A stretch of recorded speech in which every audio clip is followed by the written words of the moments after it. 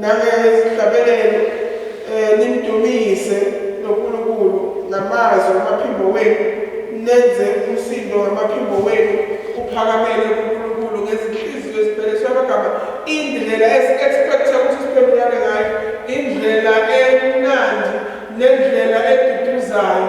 Kodwa sometimes zikhona izinto usathane azifakayo, ngoba usathane nakabona ukuthi ispace siyavela, uyangena masinyane asisebenzise. Kodwa kusisuke lozothi Nkosi, injongo yami yakho ngalomshado wami ukuthi ngikuveze wena uNkulunkulu omuhle, uNkulunkulu ohlabene sezulwini nasemhlabeni uvele unjalo. uNkulunkulu omusakasibusise egameni likaJesu Kristu usajahele khona. May God help you. Yazi purpose ukuthi ngiyaphi mixana, ungamixi into engekho le, mixa le uNkulunkulu ayishoyo, ukuze uNkulunkulu always azoba khona phakathi kwenu nibabili. uNkulunkulu akwazi ukuyibamba lento, ikwazi ukuphumelela. Asiphendulani ngezinhlamba, kodwa siphendulana ngamahubo, siphendulana ngezinto.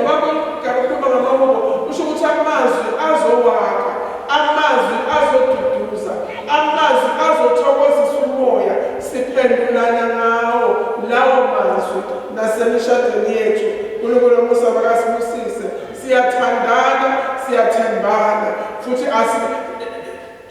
uma sifunda Genesis chapter 20, Exodus 20, iBhayibheli ukuthi ungabi nabanye uNkulunkulu ngaphandle kwami. Haleluya. uNkulunkulu osikhombayo indlela yokuphila nasemishadweni yethu. You do not have any other person ngaphandle kwalo oshade naye. Once kwaba nomunye umuntu eceleni, then it's out of God's will. You need to go back to God. Unikosibuyisele, let me represent you nasemshadweni wami. Angikwazi ukuba nomunye.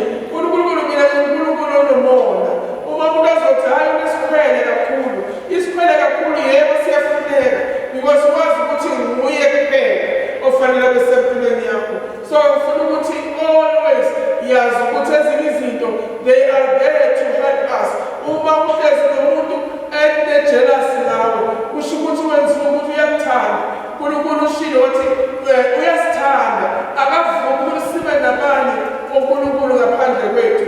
Bese ikhona i-jealousy evela kusathane esuke too much kakhulu. But ngifuna ukuthi mina uNkulunkulu is allowing it ukuthi kungabi nomunye empilweni yakho. Uma sishada sisi-two, sisho ukuthi together siyahamba, sifune wesithathu phakathi kwethu, akungeni wesithathu. Uma sekungena omunye then umosha lento, ngoba bayivele ezulwini beyi-3 beyingasiyi-4. Once kwabayi-4 sekuyonakala, akusasiko lokho okumvezayo uNkulunkulu. So uthekele in-between abantu ababili, there must be God. Ungavumeli omunye umuntu angene noNkulunkulu uthi noma ngivuma ukuthi omunye umuntu akhonze, ngoba ngimi kuphela uNkulunkulu owangikhipha.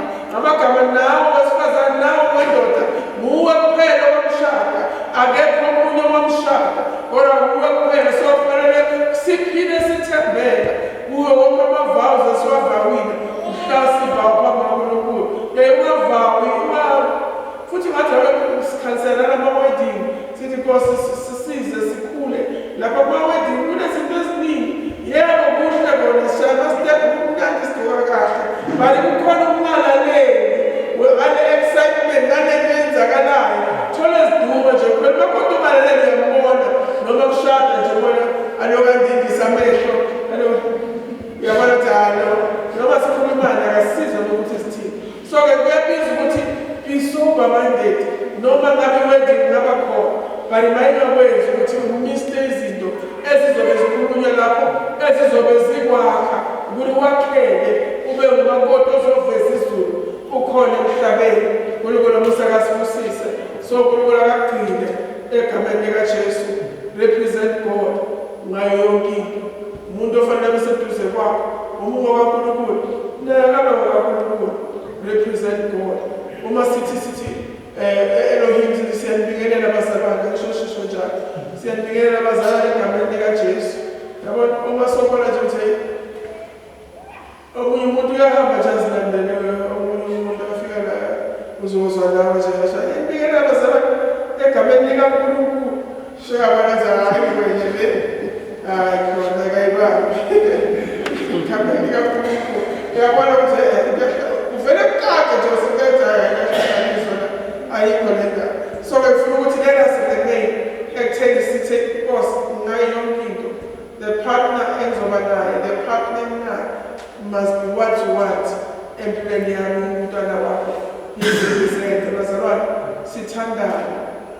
Umshado ufuna bona ukuthi we must remain humble kumyeni wakho akuthande. Hallelujah. Uzithobe mfazi ongazithobi yo amadimoni amthanda amgijimela because abona ukuthi ushintshe izwi. The more phambanisa izwi the more Satan engena. Yathanda Satan akuphambaniswe khona izwi angene ngamandla. One thing that will help you ukuthi be submissive, zithobe bese uyathanda wena uzithobile. Hallelujah.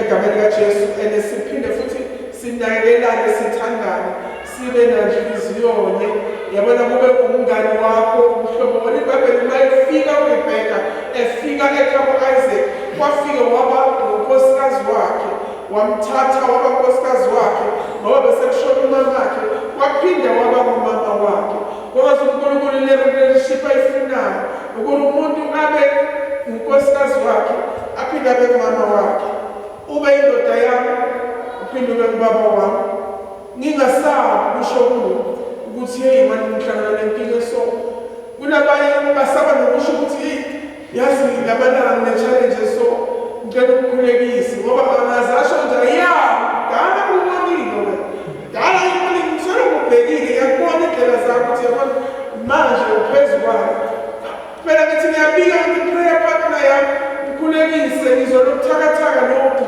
namalanga kunokuthakathaka nje ya kunokuthi usona so yiwo lokwenza ukuthi bese kubasona so amagama nomuntu akafuni ukuba yilo afanele kube yiko empilweni yakho ukuze ubethembe. Yabona iphoyisa angeke uthembe iphoyisa ngisho I'm sorry to say what my man ukuthi ungathemba iphoyisa wena bese uyalitshela ukuthi mina phela ngeke ngabulala papa imali yazi nomuntu engeke ngabulala ngamfihla lapha basesihlahla sisho uyafuna ephoyiseni kanye ngakhetha ukuthi mhlawumbe ngiyothola omunye umuntu mari iphoyisa lokho angeke ngizekutshela izidinga zami ukuthi konje ngeke ngahamba kabi kuphi angeke because ngiyazibulala ngiyephoyiseni. So uNkabelo Rebecca became a wife not a friend a prayer partner Isaac instead of ukuthi abe iphoyisa Isaac instead of ukuthi abe ibhubezi Isaac. So wonke umuntu ofuna ukusizakala angeke aye ebhubezini baruzoya kuphi umngane akhulume nomngane. So le relationship yomshado isho bona ukuthi sizovukela sizokhuluma ngako konke awungesabeki ukuthi umuntu abeke inkinga yakhe ukuthi yazi ngicela ukuthandazise nayi inkinga so mina le phutha leli engibonayo nayi into nayo yazi ngiyafisa ukuyiyeka angikhona ukuyiyeka ungatholakali ungasilusizo eziphana asabe nje umuntu kusho ukuthi yazi emsebenzini this and this happened athi ya wena wenzani leso sikhathi wenzeni ngathi ngiyakubona awunamanga ayikho le yakho wena uyacabanga ukuthi wena wenze sona so abese vele kusasa akusakhona ukusho ukuthi hey mngane wami emsebenzini phela kwenzeke lona lokho uNkulunkulu wangisiza manje akho escape lo akakhona because I'm not afraid awusi umuntu omngane kunangamele izinto empilweni yakho lapho nakhona wena lapho nakhona esho kunokuthakathaka khona. So ngifuna ukuthi masibe njalo bazalwane and futhi sibheke uKristu uthela sithi konke sibheke uKristu ukuthi uKristu kuye kuyenzeka njalo na or kwenzeka kithi kuphela bese siyabuyela siyalungisa kufane nokaJesu. UJesu simonile bazalwane kuye kwenzeka yami uJesu ukuthi umonile uthi uyaphaphama ungakhona ukuphaphama sekathethela umphefumulo wakhe ngoba wena wonile kuye kuye kwenzeka ukuthi mhlawumbe wonile uNkulunkulu wenza isono bese uthi mhlawumbe usakhuluma thathe lo moya uvale kancane abese phinda futhi akunike kwaso kuyenzeka lokho akwenzeki kusho ukuthi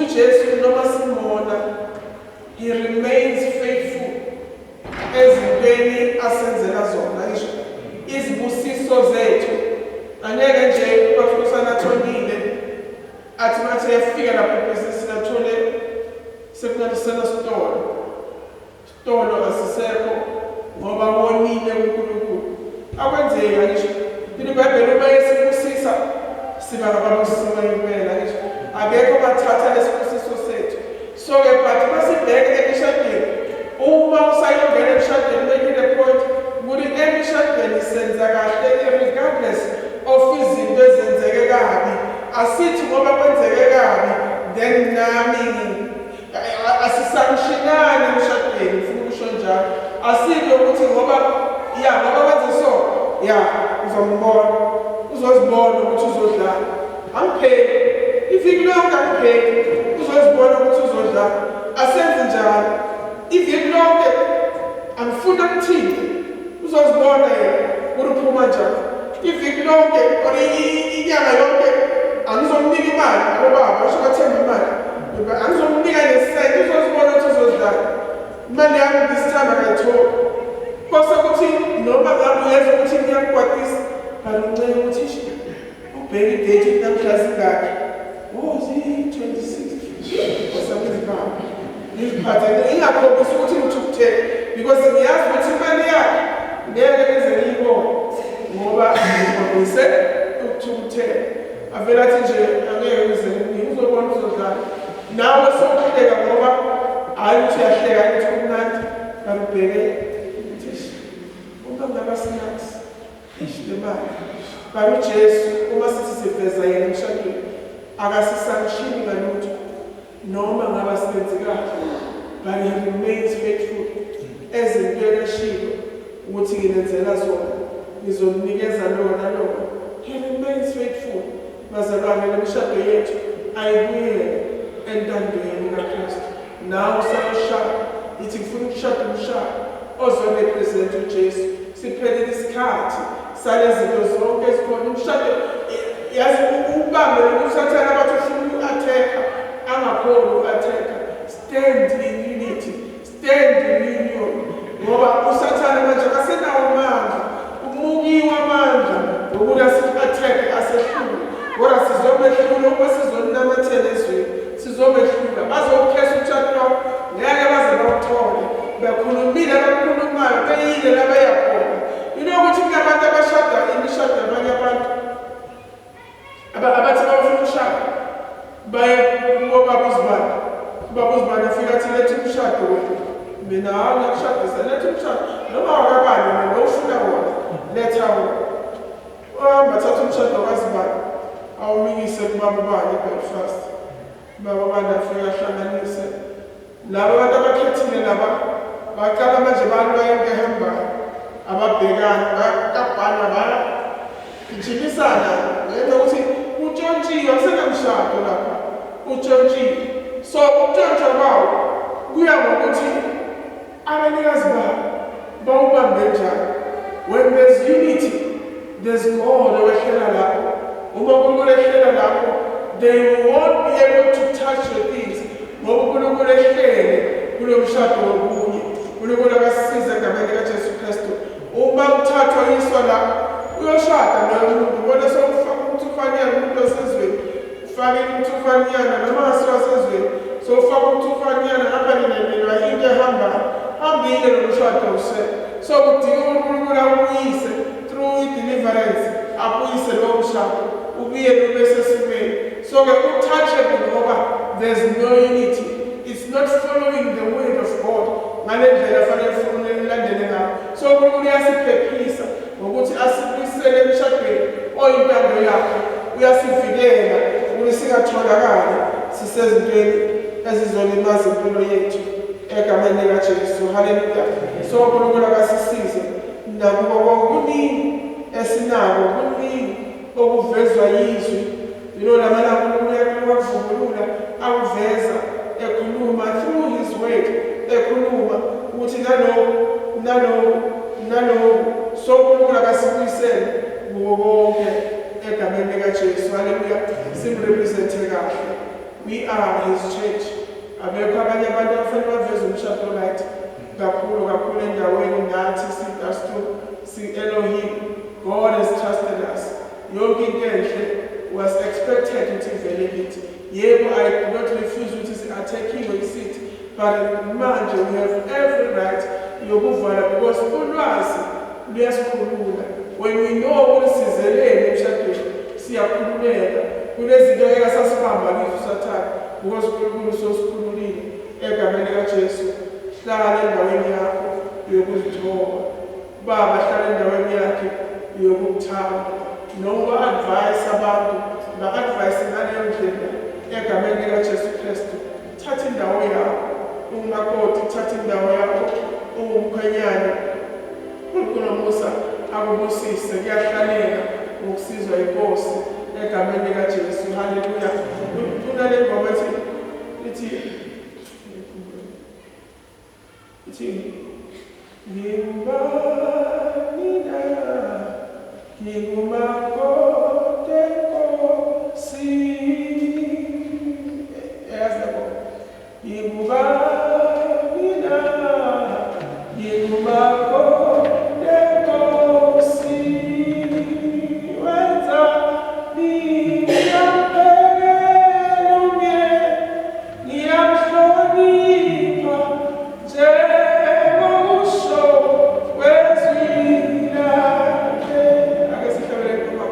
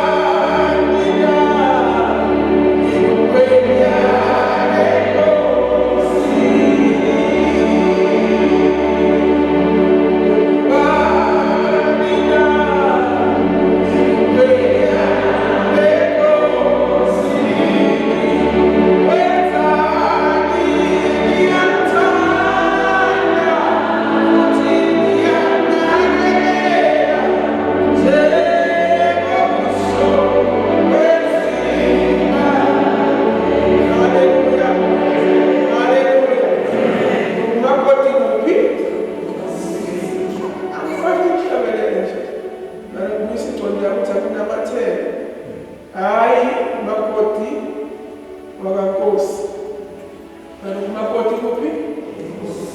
Enkosini. Yabona bangabambalele enkosi bazokuthanda, uzophila lula ngoba umakoti enkosini. Haleluya.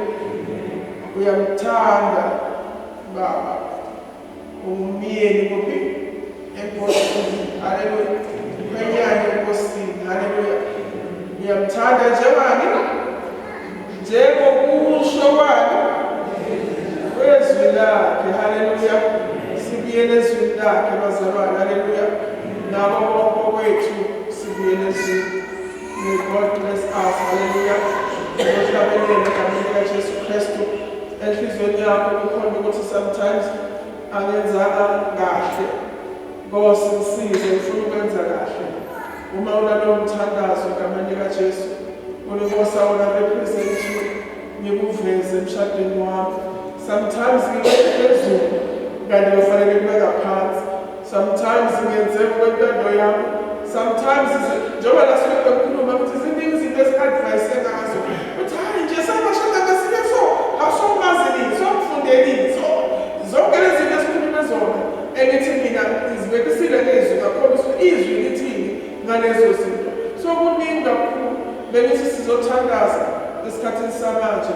uNkosi ngibuyisela umshado wami kuwe, intando yakho mawe, the purpose you had wasekuqaleni.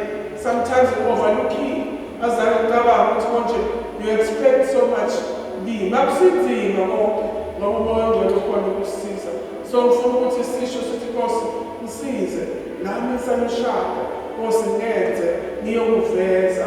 Uzobona isona esikhulu ukungayokuveza ngale ndlela ngisho ngayo. Sewuzwile kuliqiniso lithini. Uthi ugijimela khona knowing ukuthi the truth is ngiyalapha ngiyomrepresenta lo Nkulunkulu. Ngiyoveza ukuthatha phezulu kumunye nakithi sishadene kube munye uNkulunkulu abonakala. Because ngeke edinga uSathane. Some people they don't understand why Satan adinele ngemshado yabo. It is because we understand the purpose. Ukuthi phela lo mshado bowuzoveza the Trinity. Manje bekile ubona lokuthathu asuka uyafa wonyamangala kungani fabhala nomhlobo wakho eduze kwakho because you do not understand ukuthi kukhona ne-purpose. Satan ukhona bazalwane nasekuqabaneni kwethu. Peace God will give us uma sikanye naye sinaye eduze kwethu. Uyasinika i-peace bazalwane nokubekezelelana. Haleluya.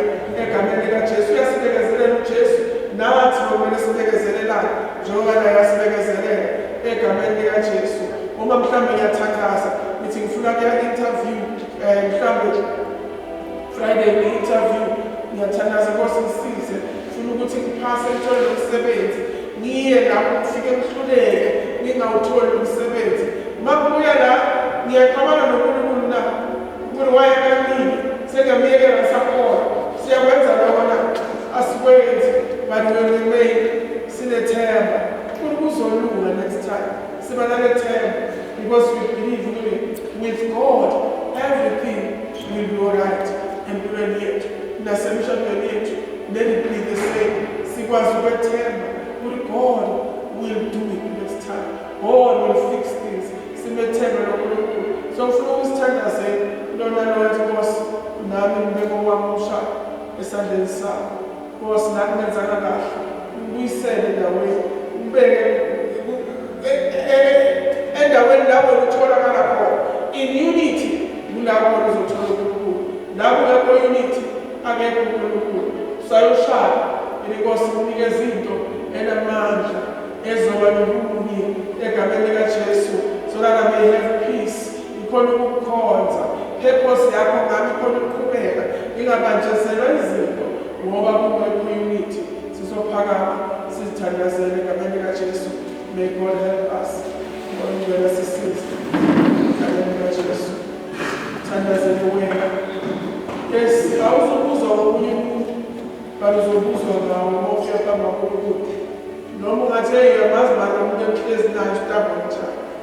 Uyamazi mana umuntu emshade nayo but that does not change ukuthi wena uzoba nalowo mshado wakho phambi kaNkulunkulu nezinto ozishilo nozenzile